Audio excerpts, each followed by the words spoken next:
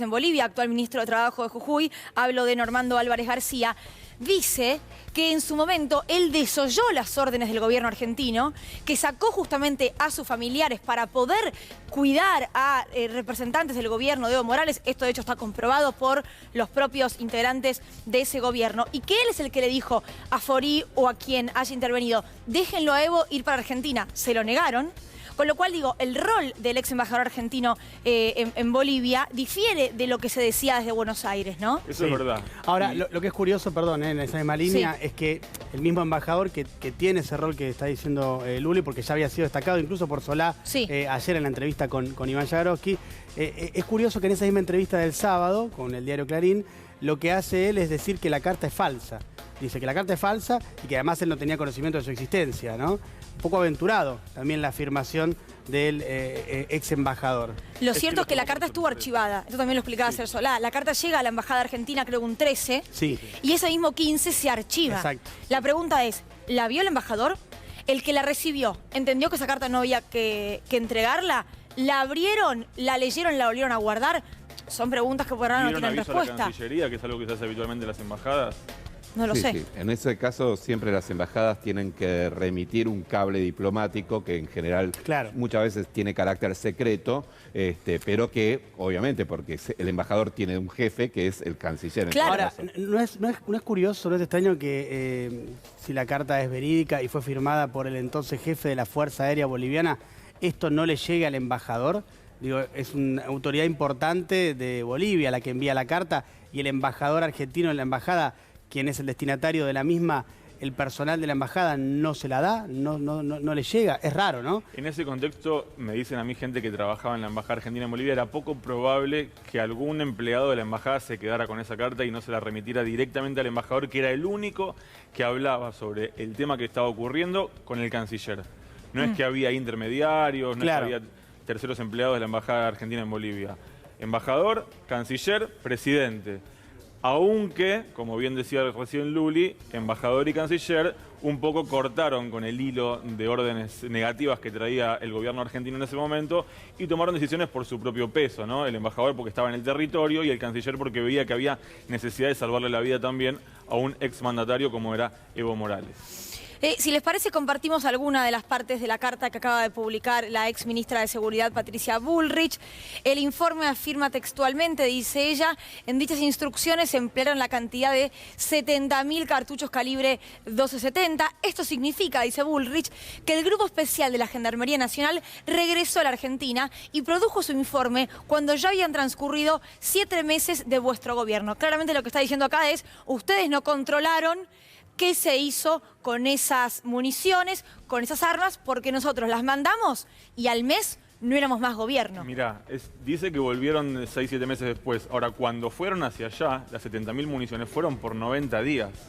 Claro, eso es lo que había autorizado la ANMAC, ¿Por qué el gobierno argentino de Mauricio Macri mandaba a Bolivia en un contexto de brutal represión 70.000 municiones antitumultos si no era para ponerlas al servicio de la fuerza represiva?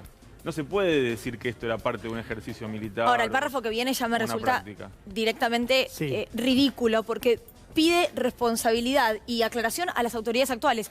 Resultaría importante entonces que las actuales autoridades y no las anteriores, por ella misma habla, respondan de qué modo controlaron las operaciones que se llevaban a cabo en Bolivia y el empleo adecuado del material, ya que desde el traslado de los gendarmes con el material autorizado transcurrió menos de un mes dentro del periodo restante de gestión del presidente Mauricio Macri, cuyo mandato finalizó el 10 de diciembre de 2019, y 7 meses del gobierno que asumió ese mismo día, es decir, el suyo.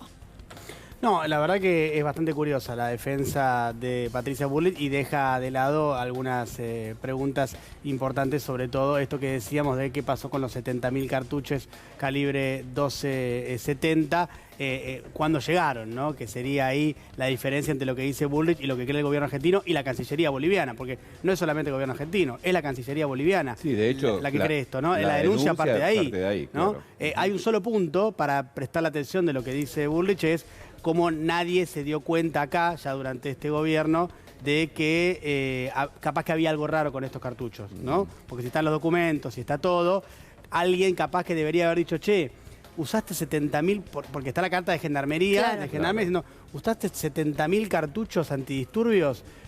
durante estos 7, 8 meses que estuviste allá para prácticas y entrenamiento. Qué raro. El primer día, el 11 de noviembre del 2019, viajaron hacia allá 3.600 cartuchos antitumulto. ¿Cómo justificás que al día siguiente se pidieron 70.000 más? Claro, porque es un anexo. Claro. Es increíble. Está el 11, la primera autorización es del 11 de noviembre pidiéndosela a ANMAC y a Aduana Argentina. Y el 12, Gendarmería vuelve a hacer un pedido con un anexo donde están los 70.000 cartuchos. Eso es raro también, ¿no? Es imposible explicar. Esta carta que acabamos de ver es una carta con muy buen contenido político, pero por sobre todo el asesoramiento de un abogado. Claro, claro. Sáquese la responsabilidad de encima, acote a su función, a su tiempo. Pero Ari, por eso histórico. pasan 3 días de la denuncia hasta la carta de Bullrich. Claro. 3 días pasaron. Por eso la primera reacción fue yo no sé nada, yo no vi nada, el problema no es mío, y ahora empiezan a reconocer que sí, porque además están todos los papeles. Ayer decía Martín Soria, acá el ministro de Justicia, dejaron todos los dedos marcados. Está el recorrido, o sea, se puede armar la trazabilidad de todo, desde la Argentina hasta Bolivia, incluyendo el agradecimiento por parte del gobierno de ese país, el gobierno de facto, ¿no? Claro. Obviamente. Gaby, vos estuviste en Bolivia y te quiero preguntar sobre las víctimas de las masacres de Sacaba y Sencata, si se obtuvo material sobre con qué se reprimió. Es decir, si los cartuchos utilizados o los gases antidisturbios son hoy por hoy material de investigación en esas masacres. Empiezan a hacerlo más activamente a partir de ahora, porque yo recuerdo que cuando estuve ahí con sobrevivientes de la masacre de Sacaba, ponían mucho en duda de cómo se inició la investigación y cómo fue el trámite judicial de la investigación de esa masacre, diciendo que no se estaba buscando llegar a la verdad, ¿no? Pensemos que la investigación por las masacres se inician durante el gobierno de Jeanine Áñez, porque obviamente había un delito que había que investigar y entonces hay mucho condicionamiento sobre cómo se está llevando adelante esa masacre, tanto la de Sacaba como la de Sencata. Hubo otras, hubo Montero. Claro, pero entre otras, estas dos hubo casi 30 muertos. Exactamente, son las dos más graves que hubo, ¿no? Pero lo cierto es que ahora se incorpora este nuevo elemento para ver de dónde provenían esos armamentos, ¿no? Porque si se comprueba que se utilizó armas argentinas, fue 2 días después de la carta de agradecimiento de la Fuerza Aérea a el embajador argentino, sería un hecho mucho más grave. Ahora, la sospecha, y es lo que revelaba Gabriel Morini ayer, y es lo que está también en el ámbito financiero, la sospecha es que una vez, ¿no?, que los 70.000 cartuchos o la gran parte de ellos fueron entregados a las fuerzas golpistas para ser utilizados en la represión, tiempo después había que justificar de alguna manera, cuando volvía Gendarmería de Argentina, por qué no volvía con lo que sobraba de todo lo que supuestamente necesitaban para defender la Embajada Argentina.